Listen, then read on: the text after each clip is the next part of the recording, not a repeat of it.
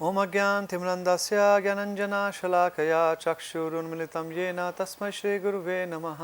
जय श्री कृष्ण चैतन्य प्रभु नित्यानंद श्री अद्वैत गदाधर शिवासादि गौर भक्तवृंद। हरे कृष्णा कृष्णा कृष्णा हरे हरे, हरे राम राम राम हरे हरे। हरे कृष्ण। आपका शास्त्र सार में स्वागत है। और आज हम शास्त्र सार के माध्यम से, साधना गोल्ड के माध्यम से आप तक एक मैसेज देंगे। ये मैसेज है कि कैसे एक साधक सेल्फ करप्शन से बचे आध्यात्मिक जीवन में। सेल्फ करप्शन का मतलब है कि भ्रष्टाचार से, आध्यात्मिक भ्रष्टाचार से कैसे बचा जाए।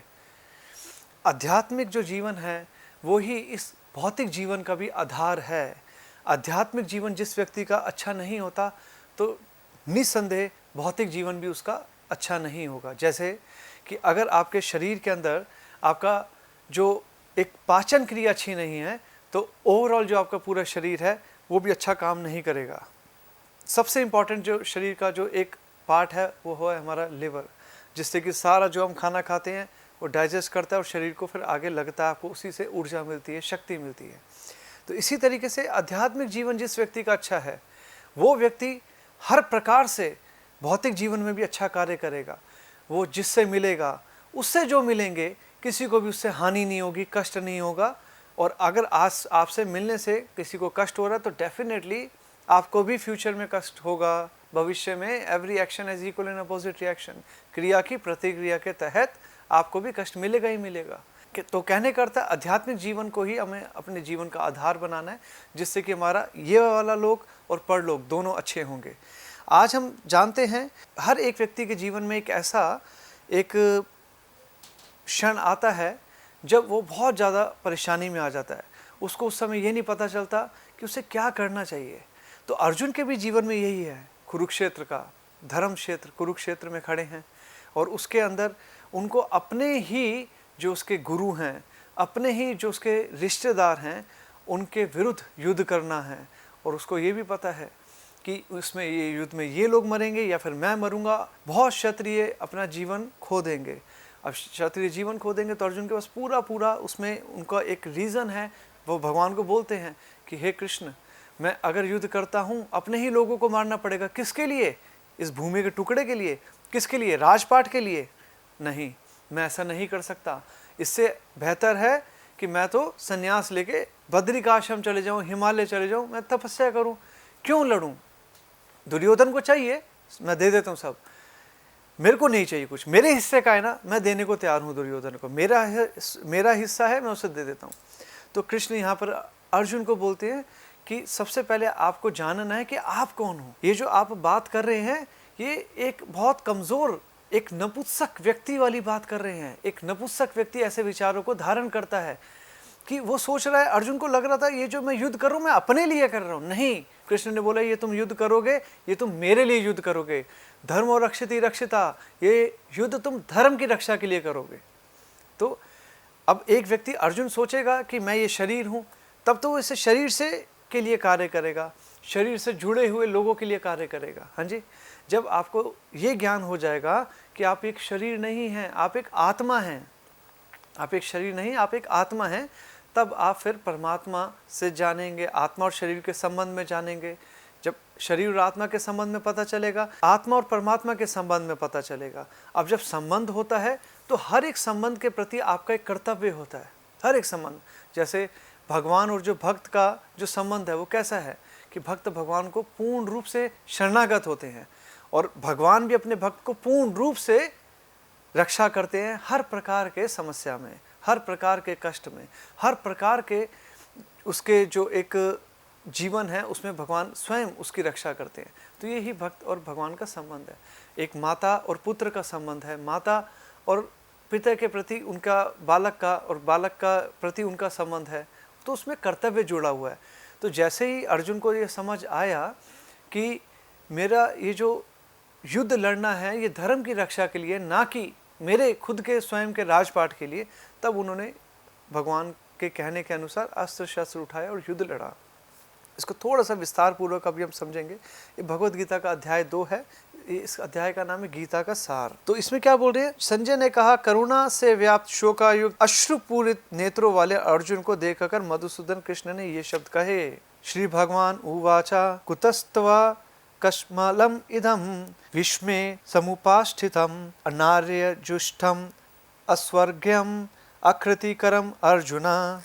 श्री भगवान ने कहा, है अर्जुन, तुम्हारे मन में यह कलमश कैसे आया? यह उस मनुष्य के लिए तनिक भी अनुकूल नहीं है जो जीवन के मूल्यों को जानता हो।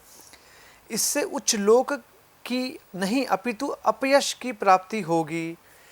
भगवान ने क्या बोला अर्जुन को कि हे अर्जुन, ये तुम्हारे विचार हैं, अब भगवान तक ये विचार कैसे गए? अब देखिए, एक श्लोक है, मौनम मूर्खम आभूषणम। इसका अर्थ है कि अगर आपको किसी व्यक्ति को जानना है, हाँ जी, तो आप उसको सुनिए, ध्यानपूर्वक सुनिए। जब आप ध्यानपूर्वक सुनेंगे तो आपको पता चलेगा कि इसकी क्या मानसिकता है। जब भगवान ने अर्जुन को ध्यानपूर्वक सुना, जब अर्जुन ने ये एक अपना विचार प्रकट किया कि भगवान मैं तो युद्ध नहीं लड़ता, मेरा हिस्सा है, मैं दे देता हूँ, मैं हिमालय जाके तपस्या करूँगा। अर्जुन केवल मैं कर रहा था, केवल अपने विषय में अपने से संबंधित बात कर रहा था। एक क्षत्रिय का जो धर्म है वो अपने से संबंधित नहीं है, वो संसार के जो उसकी जिम्मेदारी है उसके प्रति उसका कर्तव्य करने का कार्य है। उसकी क्या जिम्मेदारी है कि धर्म की रक्षा हो। धर्म की जो रक्षा क्षत्रिय भी करते हैं, जैसे ब्राह्मण करते हैं। धर्म की रक्षा वैश्य भी करेगा अगर वो ईमानदारी से कार्य करे। धर्म स्वयं भगवान श्री कृष्ण है। कहने का अर्थ है क्षत्रिय का कार्य है कि कुछ भी अनैतिक ना हो एक राज्य के अंदर। अर्जुन इतना बड़ा अनैतिक हो रहा है। तो भगवत गीता के अनुसार 6 प्रकार के आतताई बताए गए हैं। वो एक व्यक्ति जो किसी को जहर देता है, जो किसी को घर को जला दे, जो किसी को बहुत भयंकर हथियार से हमला करे। तीसरा हो गया जो किसी को पैसा लूट ले, धन संपत्ति को लूट ले, जो किसी का धन लूट ले। फिर 5वां है जो किसी की जमीन जायदाद जो होती है उसको लूट ले, कब्जा कर ले।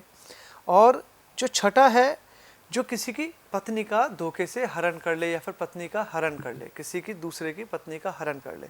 तो ये 6 प्रकार के आतताई हैं। अब जो इसमें दुर्योधन है वो उसने लाक्षागृह के माध्यम से उनके घर को जलाया, जिसमें वो रह रहे थे उसको जलाया। उसने भीम को बचपन में जहर देने का प्रयास किया जब उसने जहर वाली खीर खिलाई थी। फिर उसने उनका धन भी लूटा, उसकी स्त्री को अपमानित कराया। तो हर प्रकार से दुर्योधन यहाँ पर एक बहुत बड़ा आतताई है। और शास्त्र का ऐसे नीति है, एक क्षत्रिय का कर्तव्य है कि वो आतताई को खत्म कर दे, मार दे, उसमें उसको पाप नहीं लगेगा। हाँ जी, ये क्षत्रिय का काम है, ये ब्राह्मण का काम नहीं है, वैश्य का, शूद्र का काम नहीं है। तो अब अर्जुन इसमें बोल रहा क्षत्रिय होने के बाद कि मैं ये कार्य नहीं करूँगा। अगर क्षत्रिय अपना काम नहीं करेगा, आप इमेजिन करके देखिए, समझिए, अगर आपके शरीर में लिवर बोलते मैं ये काम नहीं करूँगा जो मेरा पचाने का कार्य है, तो शरीर कैसे चलेगा?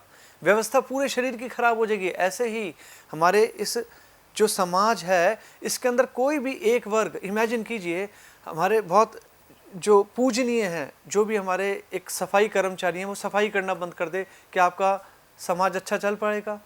क्या आपका एक जो कारोबारी वर्ग है वो बहुत भ्रष्टाचारी हो जाए, वो जिसे बोलते हैं आपको एक आर्टिफिशियल होर्डिंग करने लग जाए। आजकल होता है जैसे कि स्टॉक पूरा कर लिया, आर्टिफिशियली रेट बहुत ज़्यादा बढ़ा दिए, तो भ्रष्ट हो जाएगा। तो आपका समाज में अर्थ, आपकी व्यवस्था खराब हो जाएगी।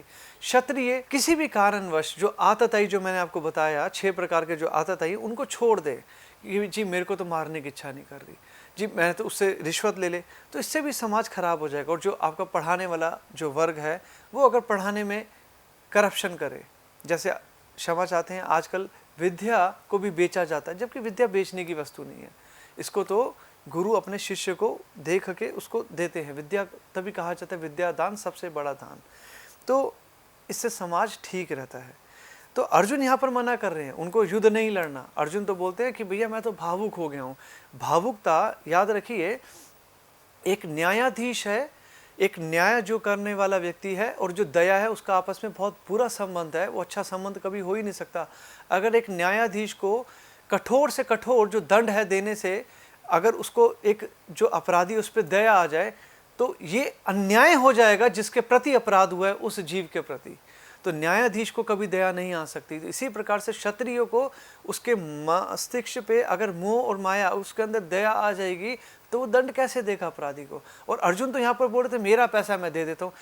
अगर आप समझिए इस बात को, आज आपके देश का कोई राजा है, वो बोले कि कोई दिक्कत नहीं है, हमारे जो चाइना है वो ज़मीन ले रहा है, हमारी लेने दीजिए, ज़मीन किस काम की। जैसा हुआ हमारे देश में, उन्होंने बोला जो कैलाश मानसरोवर तो हमारा ही है, उसने बोला कि चलो दे देते हैं चाइना को ज़मीन, कोई हमारे तो किसी काम के नहीं, यहाँ पर कौन सा खेती बाड़ी हो रही है, वहाँ पर कौन सा लोग रह रहे हैं। ये सबसे बड़ा मूर्खता पूर्वक कार्य था। आध्यात्मिक तौर पे भी कैलाश मानसरोवर हमारे लिए पूजनीय है। और क्षत्रिय का काम है, एक राजा का कार्य है कि वो 1 इंच भी अपनी भूमि को नहीं किसी को दे सकता, तो किसी दूसरे राज्य वाले को। तो अर्जुन भी यही कार्य कर रहे थे। जो उनका हिस्सा था, जो उनका राज्य था, वो अपना बोल रहे थे कि जिसने धोखे से राज्य को हड़प लिया दुर्योधन ने, मैं उसको दे दूंगा। तो भगवान ने बोला ये अग्रेसर है, ये आतताई है, जहां उसकी मृत्यु दंड मिलना चाहिए वहां तुम इसे सब कुछ दे के तुम बोल रहे हो मैं हिमालय चले जाऊंगा, तो तुम भी अपराधी कहलाओगे। इस लोक में भी और परलोक में भी तुम्हारी कहीं भी अच्छी सदगति नहीं होगी, तुम्हारी बदनामी होगी। जनरेशन आफ्टर जनरेशन, युगों युगों तक तुम्हें कोसा जाएगा अर्जुन। जैसे आज हमारे देश में कुछ लोगों को कोसा जाता है कि कैसे एक राजा के होते हुए चाइना हमारे ज़मीन लेके चला गया, कैसे एक पाकिस्तान ने हमारे कश्मीर पे कब्जा कर रखा है। तो आज भी कोसा जाएगा जिसका राज्य था, जिसकी सरकार थी, जिसके अंदर ये ऐसे कार्य हुए। तो यहाँ पर सेम वही स्थिति है। और अब भगवान बोल रहे हैं कि जो जीवन के मूल्य को जानता हो उसे उच्च लोक की नहीं अपितु अपयश की प्राप्ति होगी। अगर आप वास्तविक तरीके से जीवन को, अपनी जिम्मेदारी को जानते हैं और आप फिर इस प्रकार की बात कर रहे हैं तो तुम्हें अपयश ही मिलेगा, सदगति तो तुम्हारी कुछ भी नहीं होने वाली। उसके बाद तो क्या भगवान बोलते हैं, हे प्रथापुत्र इस हीन नपुंसकता को प्राप्त मत हो, यह तुम्हें शोभा नहीं देती। हे शत्रुओं के दमन करता, हृदय की शूद्र दुर्बलता को त्याग कर युद्ध के लिए खड़े हो जाओ। इसका अर्थ है कि जो तुम क्षत्रिय हो के एक भावना में आ गए हो तो ये तुम्हारे को शोभा नहीं दे रहा। क्षत्रिय कभी भी भावना में नहीं आ सकता। क्षत्रिय का काम है कि बलपूर्वक न्याय व्यवस्था को, समाज की जो व्यवस्था है उसको बना कर रखे। क्षत्रिय कभी भी आतताई लोगों के सामने कमजोर पड़ जाएगा तो वो क्षत्रिय किस काम का हो जाएगा फिर। अर्जुन ने कहा, हे शत्रुहंत हे मधुसूदन, मैं युद्ध भूमि में किस तरह भीष्म तथा द्रोण जैसे पूज्य व्यक्तियों पर उलट कर बाण चलाऊंगा। जैसे आज देखा जाता है, हमारे ही एक है ना कहानी घर घर की, हमारे ही घर में अगर एक व्यक्ति अनैतिक तरीके से कार्य कर रहा है, एक पुत्र है, उसके पिता अनैतिक तरीके से कार्य कर रहा है, तो पुत्र बोलेगा कि ये तो मेरे पिता हैं, ये तो पूजनीय है, ये चाहे बुरे हैं, ये चाहे सही हैं, मेरे लिए तो सही हैं, मैं तो इनको कभी भी ये नहीं बोलूँगा कि आप गलत कर रहे हैं। हमारा को भगवद गीता समझाती है कि आपके संबंधी हो, आपके गुरुजन हो, आपके पारिवारिक जन हो, कोई भी अगर गलत अनैतिक कार्य कर रहा है, अधार्मिक कार्य कर रहे हैं, तो आपको उसके खिलाफ खड़ा होना चाहिए, आपको अपनी असहमति जरूर दर्ज करवानी चाहिए। रीज़न है कि अगर हमारा कोई एक जवाबदेही अगर हमारी है तो हमारे स्वयं के प्रति होनी चाहिए। और स्वयं कौन है? हम ये शरीर नहीं है, हम ये आत्मा है। भौतिक लालच की, अरे मैं तो पिता के खिलाफ बोलूँगा, मेरे को तो संपत्ति में कुछ नहीं मिलेगा। जो एक भक्त व्यक्ति होगा, जो एक अच्छा व्यक्ति होगा, वो कभी भी नहीं डरेगा कुछ भौतिक खोने से, क्योंकि भौतिक तो वैसे भी दुखालय अशाश्वतम है। आप राजा भी बन जाएं इस पृथ्वी के, कितना 50-60 साल 70 साल, ये कौन सा परमानेंट है। तो जो समझदार व्यक्ति है, जिसको पता है कि एक आत्मा शरीर बदलेगी, समय आने पे धीरे धीरे करके शरीर को बदल रही है, तो वो व्यक्ति जानता है, वो तत्वदर्शी है। जो तत्वदर्शी होता है उसको पता है कि मेरे को आगे का सोच के चलना है, मुझे क्षणिक कार्य, जैसे आपको एक बीमारी है, आप पेन किलर से काम थोड़ी ना चलाएंगे। एक व्यक्ति का क्या कार्य है कि बीमारी में पेन किलर से काम ना चला के उस बीमारी को जड़ से ख़त्म करे, तो वो ही एक परमानेंट सोल्यूशन है। तो इसी प्रकार से भगवान श्री कृष्ण अर्जुन को बोले, तुम नपुंसकों की तरह सोच रहे हो, तुम्हारे में एक बलहीन व्यक्ति की तरह तुम यहाँ पर प्रदर्शन कर रहे हो। ऐसे महापुरुषों को जो मेरे गुरु हैं उन्हें मारकर जीने की अपेक्षा इस संसार में भीख मांगकर खाना अच्छा है। अर्जुन अपनी तरीके से पूर्ण रूप से एक तर्क दे रहे हैं कि ये भीष्म, ये द्रोण, ये बहुत महान पुरुष हैं, शक्तिशाली हैं, ज्ञानी हैं, इनको मार के तो अच्छा है कि मैं भीख मांग के अपना काम चला लूँ। इनको नहीं मारना चाहिए मेरे को। कृष्ण भले ही वे संसारिक लाभ के इच्छुक हों, किंतु है तो गुरुजन ही। यदि उनका वध होता है तो हमारे द्वारा भोग्य प्रत्येक वस्तु उनके रक्त से सनी होगी। अब क्या यद यद आश्रति श्रेष्ठा, ये भगवद गीता के श्लोक है। तो शास्त्र में सिखाता है कि जैसे महान व्यक्तियों ने पहले अपने परिस्थिति, जो विपरीत परिस्थिति आई, जब प्रतिकूलता आई जीवन में, कैसे कार्य किया, उनको देख के हमें सीखना चाहिए और कार्य करना चाहिए। हाँ जी, आप देखिए, बहुत ध्यान से समझिए। महाराज भरत ने, जो राम जी के भाई थे, उन्होंने अपनी माँ को त्याग दिया भगवान की धर्म के लिए, भगवान के लिए। श्री राम उनके भाई जरूर थे लेकिन स्वयं भगवान हैं वो। उन्होंने अपनी माँ को त्याग दिया। प्रहलाद महाराज ने भगवान की प्रसन्नता के लिए, आध्यात्मिक जो सिद्धांत है उसके लिए अपने पिता को त्याग दिया। वो भी बोलते, हाँ मेरे पिता, तुम तो, जो होता है ना, एक आजकल तो संसार में लोग तर्क दे देते कि माता पिता को गणेश जी ने भी भगवान बोला तो वो तो भगवान है। हिरण्यकश्यप को प्रहलाद महाराज भी खुश करने के लिए बोलते कि तुम तो माता पिता हो। शास्त्र बोलता है, शास्त्र देखिए, अगर आपको कोई गलत कार्य भी करना है ना, आप उसमें भी शास्त्र को कोट कर सकते हैं। हिरण्यकश्यप के लिए प्रहलाद महाराज भी कोट कर सकते थे, क्या कि शास्त्र बोलता माता पिता तो भगवान तुल्य हैं, मैं तो पिता, तुम तो बोल रहे हो। हिरण्यकश्यप बोलता था, राक्षस बोलते हैं कि मैं ही भगवान हूँ, वो भी बोलता हाँ पिता तू ही भगवान है, भोगता राजपाट को। पिता से भी कोई उनका युद्ध नहीं होता, कोई झगड़ा नहीं था फिर आपस में।